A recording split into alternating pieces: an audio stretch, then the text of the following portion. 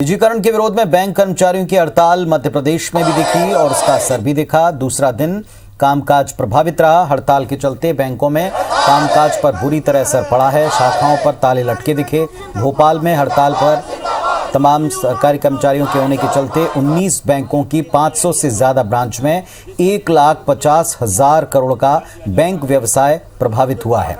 करोड़ों रुपए का व्यवसाय प्रभावित होने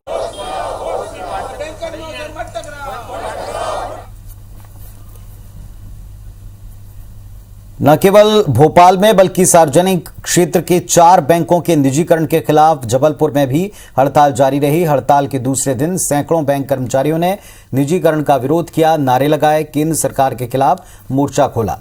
जबलपुर में बैंकों के 2 दिवसीय हड़ताल की वजह से दूसरे दिन तकरीबन 300 ब्रांच में ताले पड़े रहे।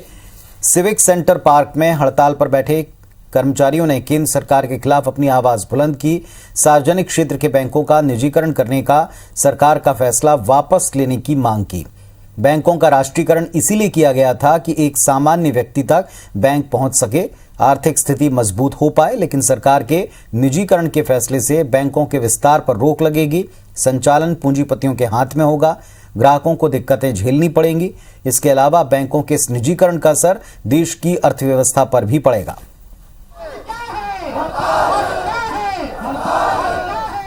बैंकों का राष्ट्रीयकरण किया गया था तो उसके पीछे एक मकसद था जिसमें ये सोचा गया था कि इस राष्ट्रीयकरण से बैंक के आर्थिक विकास में प्रगति होगी, गरीब लोगों को कुछ उसमें रोजगार के लिए प्रोत्साहन मिलेगा, बैंकों की पहुंच आम आदमी तक हो पाएगी।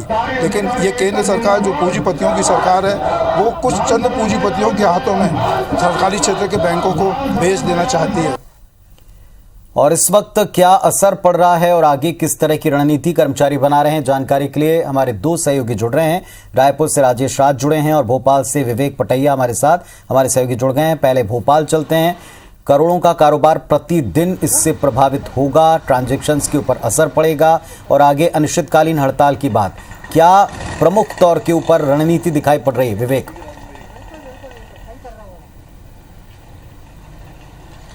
देखिए, बैंक एक ऐसी व्यवस्था है या एक ऐसी ज़रूरत है लोगों की जिसके बगैर किसी का काम जो है पूरा नहीं हो सकता। आज यदि हम बात करें प्रतिदिन बैंक में होने वाले कामकाज की, तो लाइन लगी रहती है, लोगों की भीड़ लगी रहती है।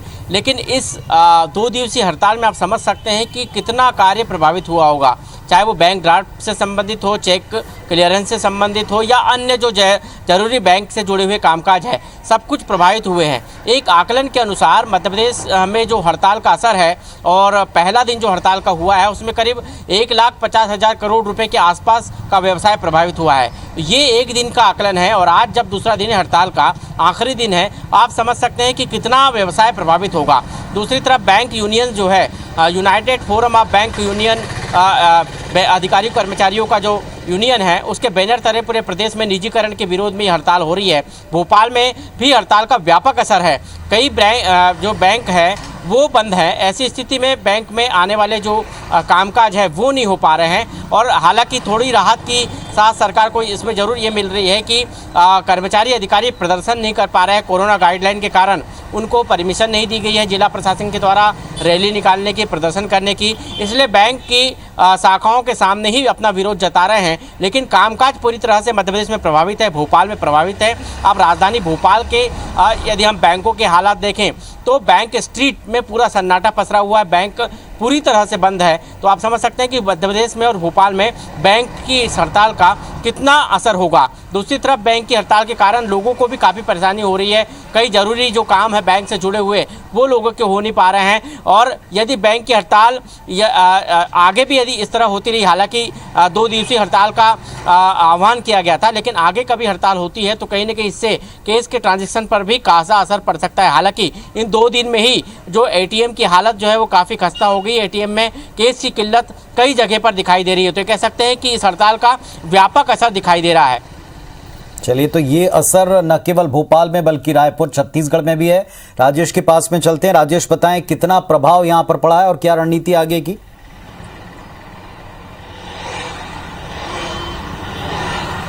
जी बिल्कुल पुनीत, छत्तीसगढ़ में प्रभाव की बात करें तो पूरी तरह से बैंकिंग कामकाज ठप है। कम से कम उन सरकारी बैंकों में जो सार्वजनिक क्षेत्र के आते हैं। हालांकि निजी क्षेत्र के बैंक जरूर चालू हैं, लेकिन अधिकांश ग्राहक सार्वजनिक होने की वजह से, सार्वजनिक बैंकों में होने की वजह से काफी हद तक प्रभाव पड़ा है, क्योंकि एक भी सरकारी बैंक चालू नहीं है।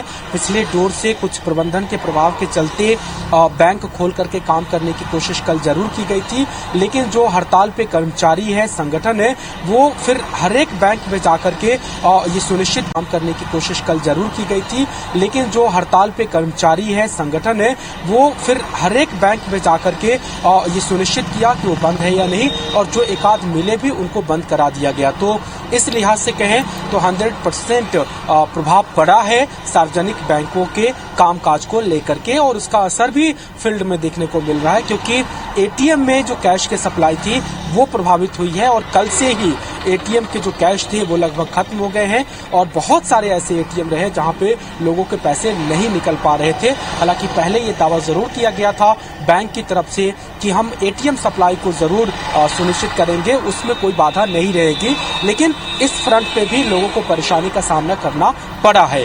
तो ये आज दूसरा दिन है हड़ताल की, 2 ही दिन की हड़ताल है। आज ये हड़ताल खत्म हो जाएगी, और इसके जरिए बैंक एसोसिएशन ने ये संदेश देने की कोशिश की है सेंट्रल स्तर पे कि अगर उनकी मांगे नहीं मानी गई तो आने वाले दिनों में वो अनिश्चितकालीन हड़ताल पे जाएंगे, और इसकी पूरी जिम्मेदारी केंद्र पे रहेगी।